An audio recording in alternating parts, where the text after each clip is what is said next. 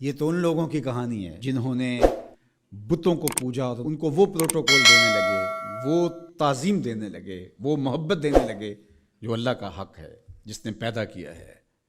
دیکھیں، میری اولاد ہے تو میری اولاد کسی کو تعظیم دے تو میں اس کو گوارا کروں گا، آپ کی اولاد تعظیم دے گوارا کریں گے، لیکن باپ والی تعظیم کسی کو دے تو وہ تو آپ گوارا نہیں کریں گے، میں بھی گوارا نہیں کروں گا، چونکہ یہ تو اللہ نے مجھے اور آپ کو اعزاز دیا ہے نا۔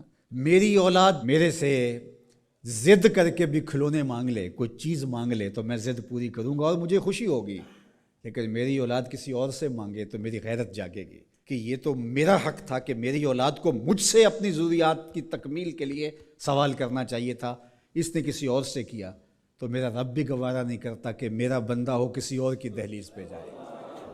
کہا تمہارے جوتے کا تسمہ بھی ٹوٹ جائے تو اپنے رب سے مانگو، وہ تمہیں دینے والا ہے، تمہاری ضرورتوں کی تکمیل کرنے والا ہے، یہ تمہارا رب گوارا نہیں کرتا۔ اللہ اکبر۔ حضور نے سوال کرنے سے منع کیا۔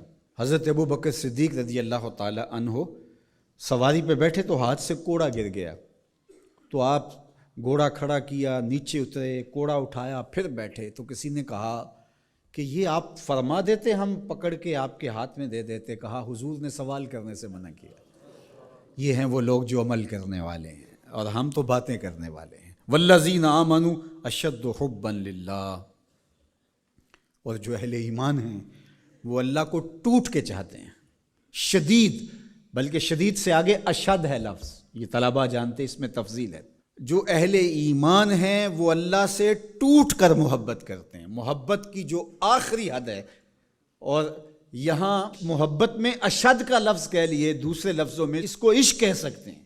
جو اہل ایمان ہے وہ رب سے عشق کرتے ہیں، وہ رب سے ٹوٹ کر محبت کرتے ہیں۔ اشد حب للہ، شدید محبت نہیں، اشد محبت۔ اشد محبت سے آگے تو کوئی درجہ ہی نہیں ہے، تو وہ کتنی محبت کرتے ہیں، تبھی تو جانیں وار دیتے ہیں اس کے نام پہ، اس کے حکم پہ گردنیں کٹواتے ہیں۔ یہ ہے شدید محبت کا روپ۔ اس کا حکم ہوا جیسا ہوا۔ ذرا دیکھیے یہ کتنے لوگ ہیں، آپ کوئی شہر سے آیا ہے، کوئی دیہات سے آیا ہے، کوئی دوسرے شہر سے آیا ہے، کوئی گلیوں سے نکل کے آ گیا ہے، تو یہ کیوں بھاگے بھاگے آ رہے ہیں؟ آج کل تو کسی کے پاس 10 منٹ نہیں ہے تو آپ کہیں گے جمعہ ہے، رب کا بلاوا ہے، آگے۔ یہاں میں چاہوں تو 1 گھنٹہ گفتگو کروں، آدھا کروں، آپ بیٹھے رہیں گے، پھر چلے جائیں گے۔ ابھی گھر جا کے کمر سیدھی نہیں ہوگی تو پھر مسجد سے بلاوا آئے گا، آپ پھر بھاگے چلے آئیں گے۔ تو وہ مالک اس محبت کی لاج رکھنے والا ہے۔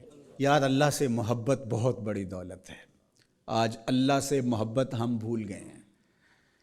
حضور علیہ الصلاۃ والسلام کی محبت بھی اللہ کی محبت ہے، یہ بات ذہن میں رکھیے گا۔ اس کا یہ مطلب نہیں ہے کہ کوئی شخص حضور کی محبت کی نفی کر دے اللہ کی محبت کا نام لے کر، جس طرح کہ ایک فکر ایسی بھی موجود ہے، لیکن دوسری جانب بھی کچھ ایسی صورتیں اتر گئی ہیں کہ حضور کی محبت اس کا نام لیا جاتا ہے اور اللہ کی محبت بتدریج دلوں سے اس طرح سے ختم کر دی گئی ہے۔ اہل ایمان اللہ سے ٹوٹ کے محبت کرتا، تتجافی جنوبہم عن المضاجع، اور اللہ کی محبت کی وجہ سے راتوں کو ان کی کروٹیں بستروں سے الگ رہتی ہیں، وہ خوف اور طمع میں رب کو پکارتے ہیں، کبھی قیام میں، کبھی سجود میں، کبھی رکوع میں، کبھی تسبیح کرتے ہوئے، کبھی تہلیل کے ترانے پڑھتے ہوئے، اس کا مبارک نام لیتے ہوئے، تو اس کے ذکر سے اس کی محبت کا اظہار ہوتا ہے۔ نماز پڑھو تو ڈوب کے پڑھو، سجدہ کرو تو ڈوب کے پڑھو، گویا تم اپنے مالک کی دہلیز پہ اپنا سر رکھ دیا ہے، اور پوری تندہی کے ساتھ اس کے حضور سجدہ ریزیاں کرو، چونکہ وہ ہمارا خالق ہے۔